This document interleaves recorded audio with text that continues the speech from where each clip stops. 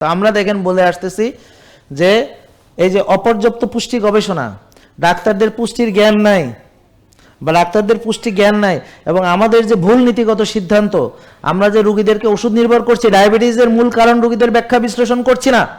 গভর্নমেন্টের উচিত ছিল স্থানীয় পর্যায়ে প্রাইমারি লেভেল থেকে শুরু করে সকল কারিকুলামের ভিতরে এই রোগগুলোর মূল কারণ যে লাইফস্টাইলের problem, this is lifestyle disease, কি খেতে হবে, কখন ঘুমাতে হবে, কিভাবে ব্যায়াম করতে হবে, মোবাইল ডিভাইসের আসক্তি, পর্ন এডিকশন, এগুলো সিলেবাসে আসতে হবে, কারণ এগুলো এখন বাস্তব।